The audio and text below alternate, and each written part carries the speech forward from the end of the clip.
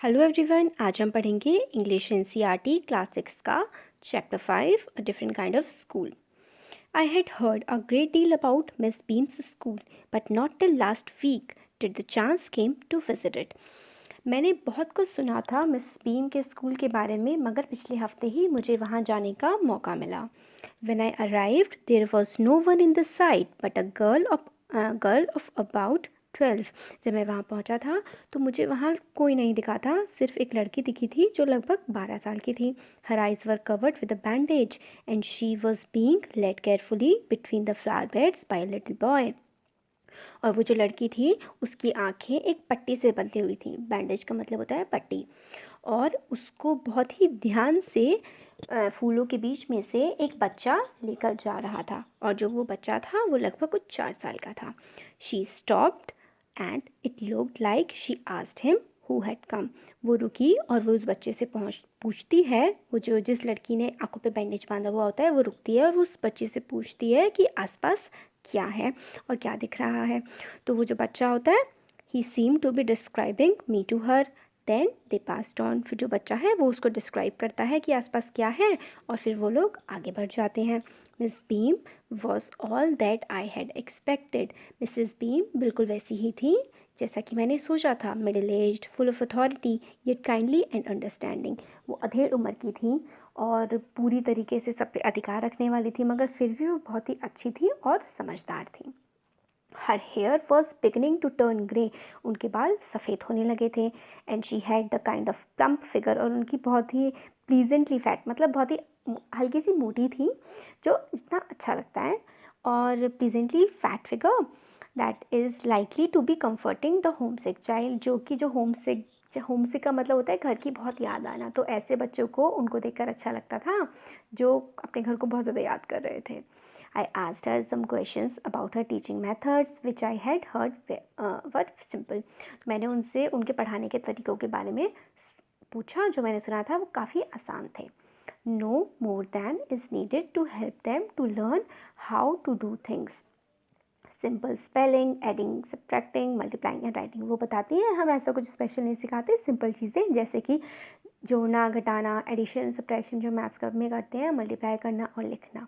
The rest is done by reading to them and by interacting interesting talks during which they have to sit still and keep their hand quiet. और उसके अलावा हम उनको लोगों से बातचीत करना, इंटरैक्ट करना मतलब होता है बातचीत करना और ध्यान से बैठना और चुप रहकर सीखना सिखाते हैं। There are practically no other lesson. और इसके अलावा और कुछ भी नहीं सिखाते हैं।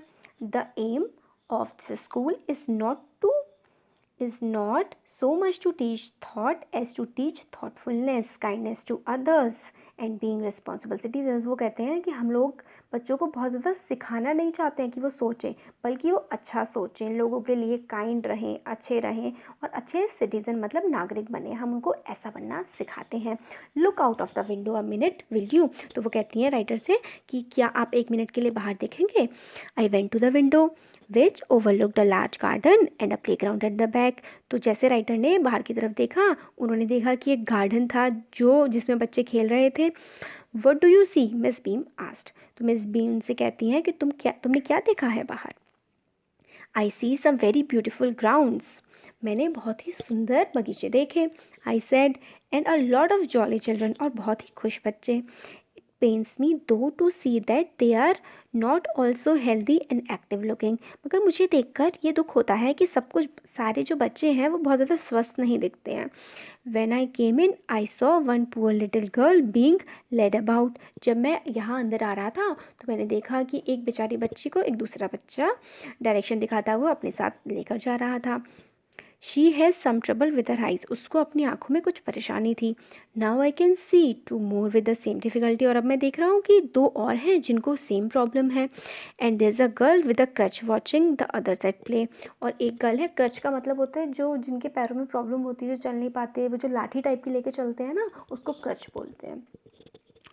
With a crutch watching the others at play. तो और वो कहते हैं कि मैंने एक और को प्लेग्राउंड में अब खिड़की से देख रहा हूँ जिसके पास क्रच है, जो दूसरे बच्चों को खेलते हुए देख रही है। She seems to be a hopeless cripple. Cripple का मतलब होता है जो चल नहीं पाते हैं। तो वो बोलते हैं कि होपलेस जिसको कोई उम्मीद ना हो, तो उसको देख के ऐसा लगता है कि वो इसको उम्मीद नहीं है और वो चल नहीं पाती है। Miss beam laughed. Oh no, she said, she's not really lame. Miss beam जो होती हैं वो हंसती हैं, वो कहती हैं कि नहीं, वो सच में लेम नहीं है, बल्कि ये लोग ऐसा एक दिन रखते थे जिसमें बच्चों को इस तरीके से आना होता था। This is only her lame day, the others are not blind either, it is only their blind day. वो ये कहती हैं कि ये ऐसी नहीं है कि चल नहीं पाते और बाकी जो बच्चे लोग हैं वो भी ऐसे नहीं है कि वो देख नहीं पाते हैं, ये उनका ब्लाइंड डे और लेम डे है। तो वो I must have look very surprise for she laughed again. फिर वो कहते हैं कि आपको बहुत ज़्यादा आश्चर्य हुआ होगा और फिर से वो हंसने लगी। This is a very important part of our system. वो कहते हैं ये जो हम लोग करवा रहे हैं बच्चों से, ये बहुत ही इंपॉर्टेंट पार्ट है हमारे पूरे पढ़ाने के तरीक़ों का। To make our children appreciate and understand misfortune, we make them share in misfortunate too. वो ये कहती हैं कि हम लोगों का पढ़ाने का ये तरीका है।